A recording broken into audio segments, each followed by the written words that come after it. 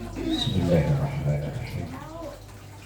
Assalamualaikum warahmatullahi wabarakatuh.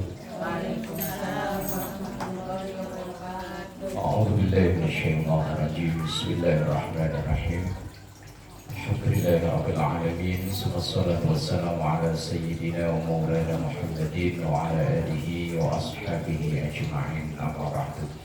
Ila hadratin Nabi Mustafa Muhammadin sallallahu alaihi wasallam wa ala alihi wa ashabihi wa azwajihi wa dhurriyyatihi wa ali baitihi al-kiram.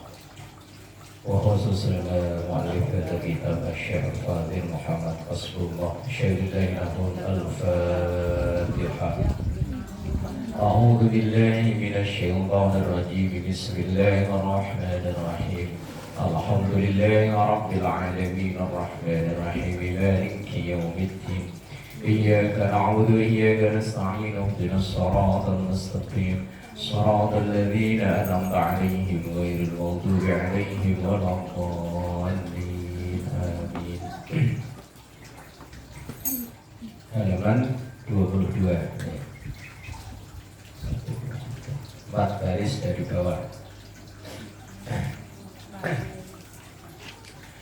Bismillahirrahmanirrahim. Qala Syekhul Mu'allif rahimahullahu ta'ala wa nafa'ana bihi wa bi ulumihi fid dharain. Amin. Bismillahirrahmanirrahim. Wal afdalu. Sudah ketemu? Wal afdalu ta'jilus salati fi awwali waqtiha. Wal afdalu, dan yang paling afdal dan yang terbaik, takjilus sholati, yaitu menyegerakan sholat, fi awali waktiha, di awal waktunya sholat. Wa yajuzu, dan boleh, takhiruha, mengakhirkan sholat an awalil waktu, dari awal waktu, walau bila udhrin, walaupun tanpa adanya uzur.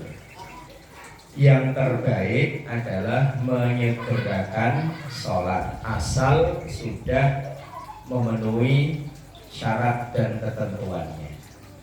Kalau misalnya pas mau sholat tapi perut lapar, sholat dulu apa makan dulu? Makan dulu. Pinter.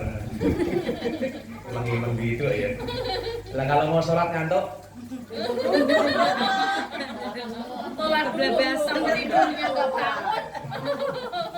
Lah tadi kalau lapar katanya makan dulu, kalau ngantuk?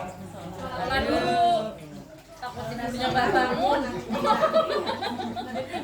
Ya takut tidurnya enggak bangun-bangun repot. Kita kalau sholat itu diusahakan kondisinya senyaman mungkin. Berarti kalau lapar ya Makan dulu. kalau ngantuk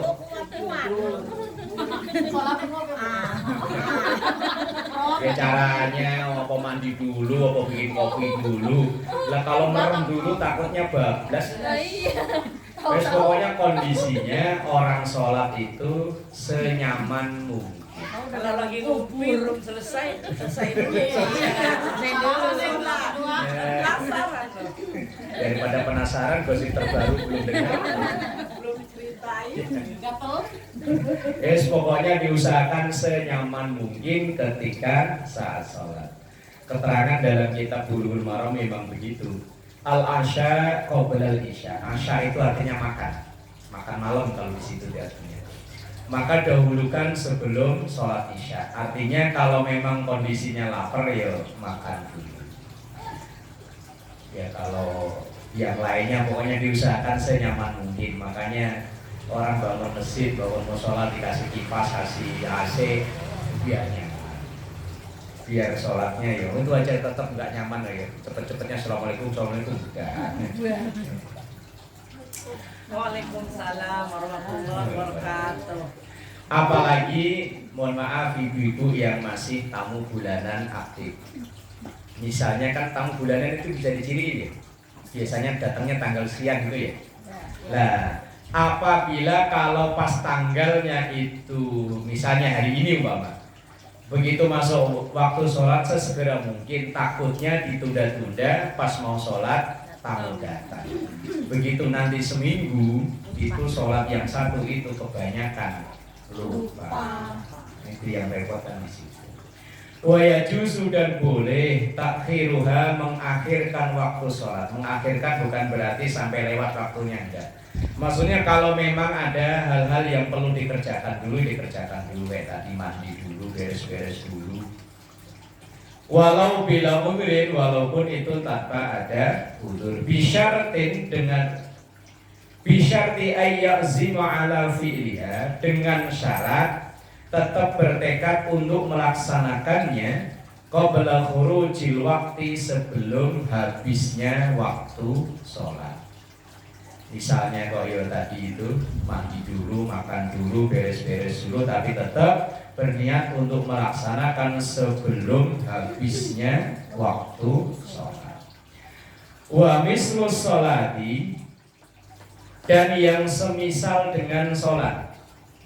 Fi dzalika, di dalam keadaan itu, maksudnya itu boleh menunda atau mengakhirkannya.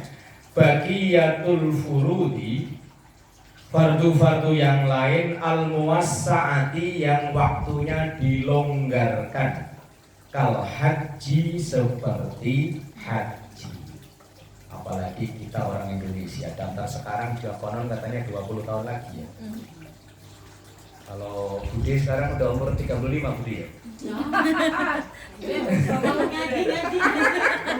WA nama Pak Ade, aduh udah dapat ikan berapa? Umpama Bude sekarang umur 35, kalau daftar 20 umur 55, masih muda Bude. 35 sekarang ya? 34.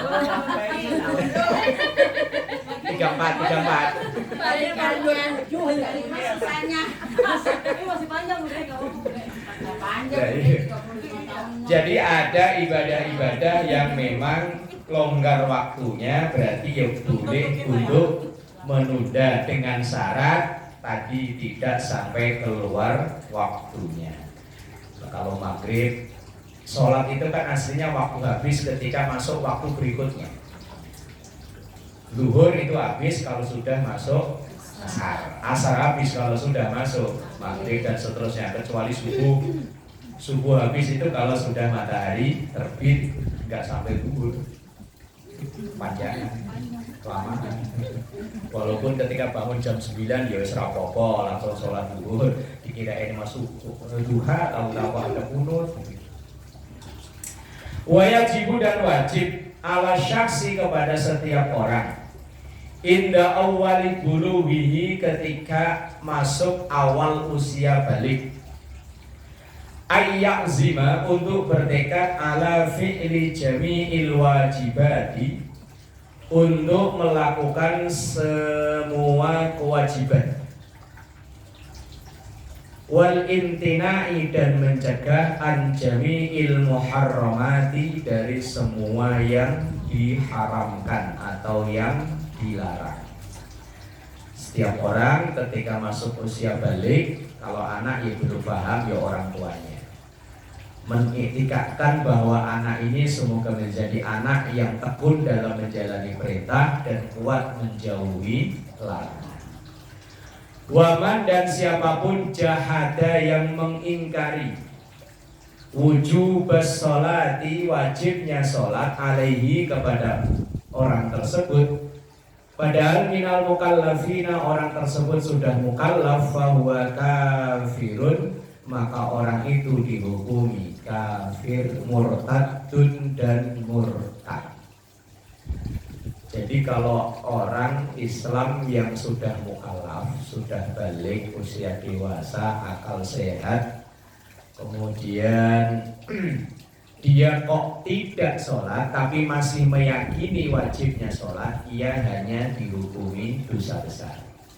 Tapi kalau ada orang yang sudah mengingkari wajibnya sholat, maka dia dihukumi kafir. Kalau orang mengingkari wajibnya sholat, tapi kalau hanya sekedar dia nggak sholat, maka ia hanya dosa, tapi tidak sampai kafir. Tapi kalau dia mengingkari wajibnya sholat, Ngapain sholat? Sholat gak wajib, ngapain sholat? Sholat mulu juga gak bikin kaya ini. Memang sholat tujuannya kaya kan ya enggak, kalau pengen kaya yang ngepek biar cepet. Lah iya merah tuyul biar cepet. Lah kalau hanya orang itu tidak sholat, maka hukumnya hanya dosa. Tapi kalau mengingkari wajibnya sholat, hukumnya kafir. Kafir berarti yang keluar dari Islam atau murtad. Dulu ia rajin sholat, entah karena kena masalah apa dia nggak mau sholat. Selain nggak mau sholat, dia juga mengingkari wajibnya sholat. Maka itu termasuk bahwa kafir hukumnya. Kafir murtad dan juga keluar dari Islam. Segala amat jadi emang ini. Kalau dalam masalah sholat itu memang agak kenceng.